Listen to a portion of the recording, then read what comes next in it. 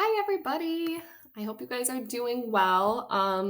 Sorry, yesterday I don't know, it wouldn't even download onto my computer, nothing. So I'm trying it again in hopes I updated, I restarted, all that good stuff. So I'm hoping that this works today. But I also hope you guys are doing well. I know I miss being there, having some sort of consistency. But I should be back by Tuesday at the very latest. Well, Tuesday is when I'm done being at home. So I'll be back Tuesday. So what we're going to be doing is graphing rational functions. So the way that I do it is I find the intercepts, x and y, find the holes. So for the intercepts for x, it's when, come on, x is when y equals 0, y is when x equals 0. The holes are when you cancel something from the top and bottom. That's where there's a hole. Vertical asymptote is whatever the remaining denominator is, set it equal to 0. And then the horizontal asymptotes are the rules. So, like, bottom heavy is where your asymptote hits the floor. So that's y equals 0. When they're equal, I think this is like a TikTok move or something now. I don't know. I just saw that. Sorry. That's when you set up, when they're equal on the top and bottom, you set up a ratio of the leading coefficients. And then when it is top heavy, it's not going to be a horizontal asymptote. If you're top heavy, you're slanting. We also get into something called oblique asymptotes that we'll talk about in this. Plot at least 1 point between and beyond each x-intercept and vertical asymptote, and then graph it. So let's start here. So 3x squared over x squared minus 4. So the first thing I'm going to do is I'm going to do the x-intercept, which is when you set this whole thing equal to 0. Okay. So generally when we have a fraction on one side, we put this over 1 and we cross multiply. Okie dokie. So and what ends up happening with this is each and every time you just get the numerator is equal to 0. Okay. And for this one, when I finish solving, we get x equals 0. Okay. So that's the x-intercept. Now, for the y-intercept, that's when you plug in 0 for x. Everywhere you see an x, you plug in 0, and that's your y. Okay, so on the top, it's 0. On the bottom, it's -4. 0 divided by any number is still just 0, which, go figure, if the x-intercept is 0, then the y-intercept is also 0 because that's the origin. Okay, now let's go through these. So the next little bit, like with holes, vertical asymptotes, stuff like that, we want to factor first.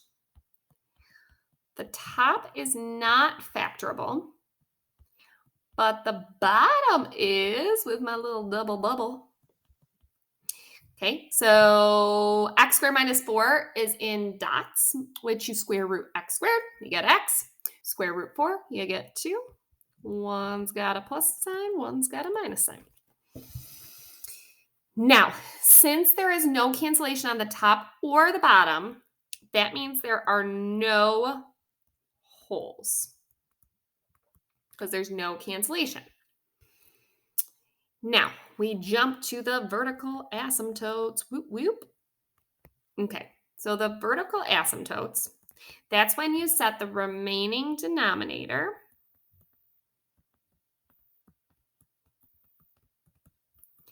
equal to 0. So I'm going to T-chart this.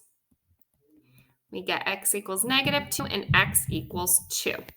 So right at this point, I'm going to start graphing just because anytime you find an asymptote, that's a good place to start graphing it. So you can kind of see where your graph is going to lie. So I have a dotted line at x equals -2. And I have one at +2. Okay, so that's my vertical asymptote. No holes, so we're good. Next one is the horizontal asymptote. That's when you check the degrees. So looking at this, the degree on the top is 2. Degree on the bottom is also 2. So they're equal. So you set up a ratio. So it's just y equals, take the leading coefficient of the top, which is 3, leading coefficient of the bottom, which is technically 1. So it's y equals 3. Okay, that's where the asymptote goes. Okay, so I drew like a little, like sort of box thingy to figure out where my graph's going to go. So with these, because it's a function and we have like 3 vertical sections and then a top and bottom for each of those, for a rational function, since it's a function and it passes the vertical line test, you will never have something up here and down here. Okay, you never, ever, ever will. That won't ever happen because then it wouldn't be a function because it wouldn't pass the vertical line test.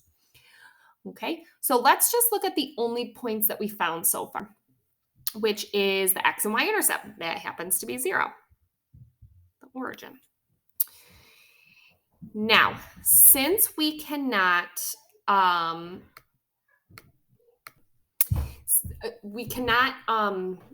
usually cross paths any of the asymptotes. It's just something that we come really, really, really, really close to.